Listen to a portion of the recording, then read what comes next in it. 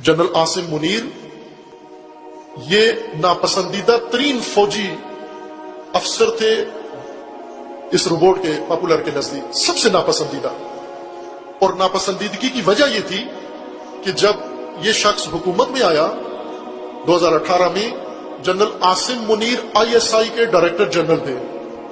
ISI जो मरकजी पाकिस्तान का खुफिया इदारा है, सलामती का इदारा है, जो हर चीज की ऊपर नजर रखता है मुल्क के अंदर और मुल्क के बाहर, ताकि पाकिस्तान की सलामती को कोई मुश्किल ना हो।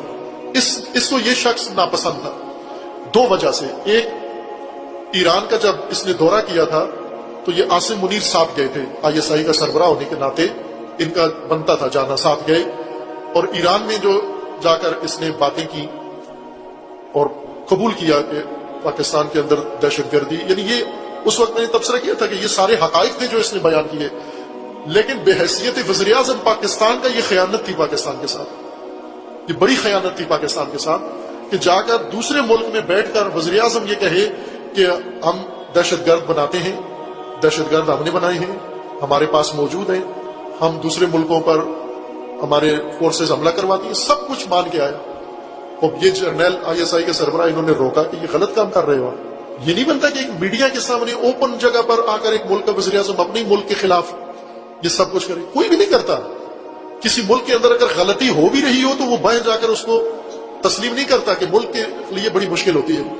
बाहर क्या, ये एक वजह थी मुखालफत की। दूसरी, उनकी जो पीरनी जोजा थी जिसके जादू से उन्हें हुकूमत मिली, और हुकूमत मिलने के लिए भी उस पीरनी ने जो नुस्खा इसके लिए लिखा वो बहुत ही कबीह था।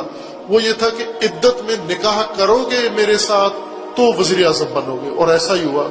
इद्दत के अंदर, इद्दत खत्म होने से पहले निकाह किया इन्होंने, ये हराम काम, जुर्म काम, और फिर वज़ीर आज़म बने। और उनका यही एतकाद था कि इस औरत की वजह से मुझे वजारत उज़्मा मिली है, चूंकि उस औरत को बशारत हुई थी, रसूलुल्लाह ने दी थी कि तू अपने शोहर से हटके इसके साथ जा, और वो भी इद्दत में निकाह कर। तो फिर ये बशारतें बाहर कैफ, इस औरत और इस औरत के दीगर जो ताल्लुकाती लोग थे उनकी करप्शन के सबूत जनरल आसिम मुनीर जब आईएसआई के सरबराह थे, उन्होंने सबूतों के साथ, प्रूफ के साथ बताया कि ये लोग ठीक नहीं है, ये वज़ीर आज़म के घर में जो लोग हैं और वज़ीर आज़म के इर्द गिर्द आए हुए लोग हैं, ये गलत लोग हैं, ये करप्ट लोग हैं। और इन्हें ये बात बहुत बुरी लगी और इन्होंने जनरल को आईएसआई के ओहदे से हटा दिया और उनकी जगह पर दूसरा सरबराह आ गया जो उनका बड़ा चहीता था।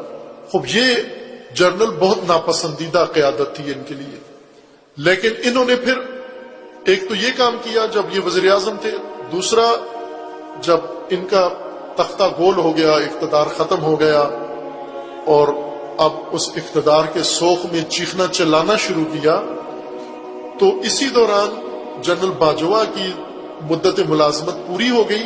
नया कायद चुनना था। नया कायद चुनने के लिए इस जमात ने और इस शख्स ने, उस ग्रोह ने, इस टोले ने एड़ी चोटी का जोर लगाया कि जनरल आसिम मुनीर फौज का सरबराह न बने किसी कीमत पर।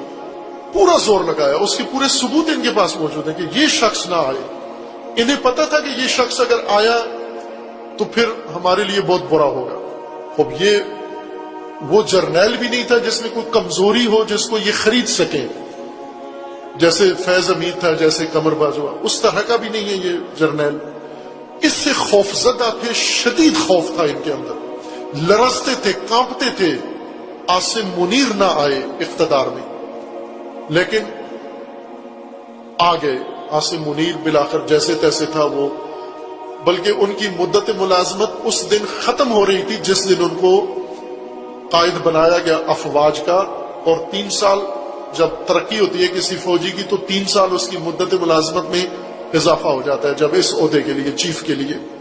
यानी उस दिन अगर ये चीफ ना बनते तो उसी दिन इन्हें वर्दी उतारनी थी, फौज से भी रुखसत। लेकिन उस वक्त की जो लोग थे उन्होंने बिलाखिर जो भी, मुझे नहीं पता कि इसमें सियासियों का कितना दखल था और इसमें अफवाज का कितना दखल था। बाहर कैफ इन्होंने जनरल आसिम मुनीर को फौज की क़यादत के लिए चुन लिया और उसी वक्त से इनके मुश्किलात शुरू हो गई। उसी वक्त से इन्होंने पैंतरे बदले। अब अंदाजा हो गया था इन्होंने कि हमें نقصان ہوگا شدید. انہوں نے یعنی جنرل عاصم منیر کو فوج کا رہبر بننے سے نہیں روک سکے تو اب جنرل عاصم منیر کو کردار کشی یا فوج سے نکلوانے کے لیے انہوں نے کوششیں شروع کی. یہ جو 9 مئی کو واقعہ ہوا وہ اصل ماجرا پیچھے داستان یہ ہے, یہ کہانی یہ ہے